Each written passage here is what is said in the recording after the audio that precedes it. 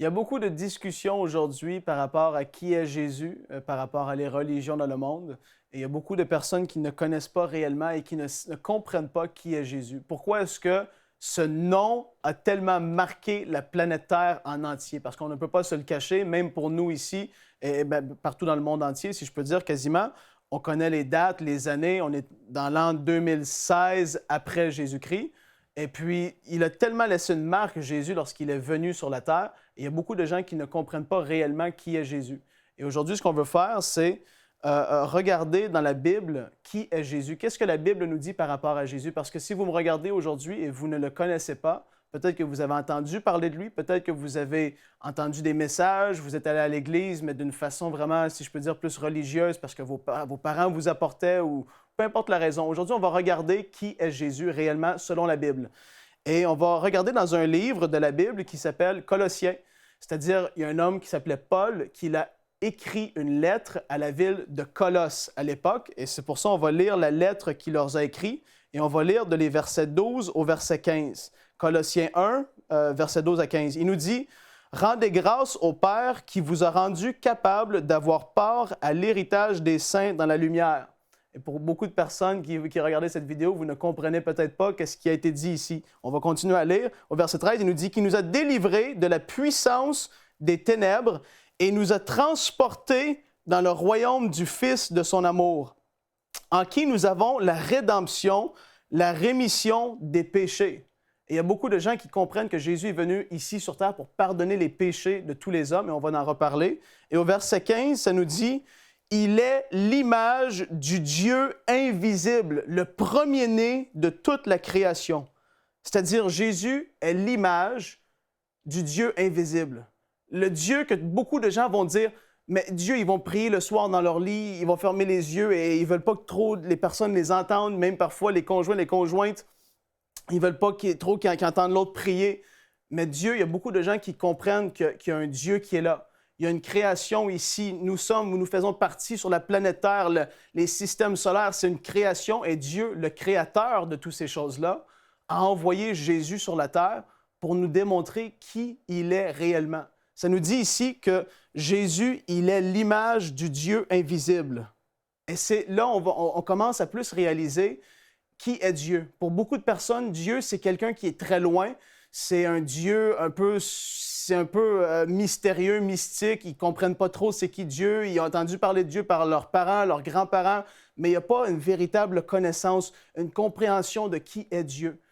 Et puis justement, pour que les hommes puissent comprendre sa nature, pour que les gens puissent voir comment bon Dieu est, ça nous dit qu'il a envoyé son Fils unique. Un verset qui est très connu, Jean 3,16, ça nous dit que « Car Dieu a tant aimé le monde », c'est-à-dire nous tous sur la planète Terre, Dieu a tant aimé les êtres humains et le monde qu'il a donné son Fils unique afin que quiconque croit en lui ne périsse point, mais qu'il ait la vie éternelle.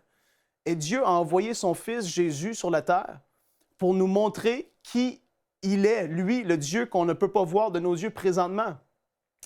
Et lorsqu'on regarde la vie de Jésus, beaucoup de gens vont penser que Dieu va envoyer toutes sortes de choses négatives dans leur vie, que Dieu est l'auteur du mal sur la terre, que Dieu est ci et ça, que Dieu envoie la maladie, que Dieu envoie toutes sortes de disputes dans les familles, que c'est Dieu qui est l'auteur de toutes ces choses-là. Mais pourtant, la Bible nous parle de Dieu, mais elle nous parle également du diable. Et il y a les deux côtés. Et ici, Dieu, on revient à ce qu'on a lu, Jésus est l'image du Dieu invisible. Et lorsqu'on regarde à ce que Jésus a fait sur la terre, pour beaucoup de personnes, c'est une révélation aujourd'hui. Pour beaucoup de personnes, c'est quelque chose de nouveau. Lorsqu'on regarde à ce que Jésus a fait sur la terre, comment il marchait, comment il agissait avec les êtres humains autour de lui, ça nous dit, on va aller lire un passage également dans le livre des Actes, au chapitre 10, c'est le verset 38, la Bible nous dit « Vous savez comment Dieu a oint du Saint-Esprit et de force Jésus de Nazareth. » Jésus, l'image du Dieu invisible. On revient à lui. Jésus, l'image du Dieu invisible. Ça nous dit après ça, qui allait de lieu en lieu faisant du bien. Jésus allait de lieu en lieu et il faisait du bien, non pas du mal. Il n'était pas l'auteur de toutes sortes de choses négatives. Non, Jésus, qui est l'image de Dieu, Dieu l'invisible, Jésus allait de lieu en lieu faisant du bien. Et après ça, ça nous dit quoi? Et guérissant tous ceux qui étaient sous l'empire de qui? Du diable. On revient à cette notion-là. Oui, Dieu est réel, le diable est aussi. Et justement, qu'est-ce que le diable veut? C'est que tout le monde pense que Dieu est l'auteur de toutes les catastrophes, de toutes les tueries, de toutes ces choses-là. Il veut que le diable veut que tout le monde pense que c'est Dieu qui est l'auteur de ces choses-là pour que les gens repoussent Dieu de leur vie. Pourtant, ici, la Bible nous dit que Jésus allait de ville en ville et il faisait du bien et il guérissait tous ceux qui étaient malades, tous ceux qui avaient besoin de délivrance, il chassait des démons. Et c'est des faits réels, c'est des choses qui existent aujourd'hui. J'ai chassé des démons qui étaient dans des personnes. C'est une réalité. Et beaucoup de gens veulent fermer les yeux à ça parce que ça peut faire peur. Mais soyez pas surpris lorsque vous allez aller voir des films d'horreur au cinéma, que c'est des films d'horreur aujourd'hui, justement, tout tourne autour d'un monde démoniaque, des gens qui sont possédés, des mauvais esprits, des choses qui sont diaboliques, vraiment. C'est parce que c'est une réalité. Et la source d'inspiration de ces films-là, de ces choses-là, n'est pas Dieu, non, c'est le diable. Et les gens vont voir ces choses-là et ils viennent qui vivent dans la peur, ils viennent qui veulent fermer les yeux à ce qui est spirituel parce que ça leur fait peur, mais pourtant, il y a un côté qui est très noir. Et on l'a lu dans Colossiens, on va revenir. Ça nous dit qu'au verset 13, qu'il nous a délivrés de la puissance des ténèbres, les choses, la noirceur, le diable, les mauvais esprits, tout ça. Ça nous dit que Jésus nous a délivrés de cela. Puis il nous a transportés dans le royaume du Fils de son amour. Jésus est venu apporter la vie. Il est venu apporter la guérison à ceux qui avaient le cœur brisé, autant émotionnellement que physiquement, les gens qui étaient malades dans leur corps. Il guérissait tous ceux qui étaient malades. La Bible elle nous parle des récits où est-ce que la foule, il y avait tellement de gens devant la maison où Jésus logeait que les gens ne pouvaient même pas entrer ou sortir et ça nous dit que Jésus guérissait tous les malades. Maintenant, on ne peut pas penser que Jésus, qui est l'image du Dieu invisible, et on ne peut pas dire que Dieu envoie toutes sortes de choses sur la terre, ça serait complètement contraire. Non, Jésus, c'est l'image du Dieu invisible. Aujourd'hui, tu as peut-être pu comprendre un peu plus qui est Dieu. Dieu, sa nature, c'est entièrement bon. Dieu, il nous a tellement aimés qu'il a envoyé son Fils Jésus nous démontrer qui il était et sa nature qui est à l'intérieur de lui. Et Dieu est tellement bon qu'il veut devenir le Seigneur de ta vie. Il veut être celui vers qui tu vas te tourner jour après jour. Il veut avoir une communion, une relation avec tous les hommes sur la terre. Et ça, c'est la réalité. C'est la raison pour laquelle Jésus est venu. On va lire un dernier passage ensemble. Et c'est dans 1 Timothée, chapitre 2, et le verset 5. Ça nous dit « Car il y a un seul Dieu et aussi un seul médiateur entre Dieu et les hommes, Jésus-Christ, homme. » Il y a un seul Dieu. Et ça nous dit qu'il y a un médiateur. Un médiateur, c'est quoi? Je me suis souvent posé la question moi-même. Un médiateur, c'est quelqu'un qui va réconcilier la paix entre deux parties. Il y a l'homme ici, nous tous sur terre, et il y a Dieu. Et il y avait quelque chose qui nous séparait d'entre les deux. Et celui qui peut rapporter, qui peut ramener la paix entre Dieu et les hommes, c'est Jésus. Et comment est-ce que ça se fait? C'est que Jésus est mort pour tous nos péchés. La chose qui nous sépare de Dieu, qui fait qu'on ne peut pas avoir cette relation un à un avec Dieu ouvert, c'est le péché dans nos vies. Et Jésus, tellement qu'il est bon, la Bible nous dit qu'il a porté tous nos péchés sur son corps lorsqu'il est allé sur la croix. Et il y a beaucoup de gens qui ont des médaillons de croix. Il y a beaucoup de gens qui croient en Dieu, mais qui ont une vie qui est complètement, et c'est la réalité, je peux pas le dire autrement, c'est une vie qui ne plaît pas à Dieu. Dieu a en horreur le péché, les choses qui sont mauvaises, toutes sortes de choses. Oui, la Bible en parle, mais plus précisément, la Bible, ce n'est pas un livre pour nous condamner. La Bible est là, justement, pour nous apprendre à avoir une relation avec Dieu. Et c'est tellement important. Aujourd'hui, Jésus, je vais vous le dire, c'est l'image du Dieu invisible.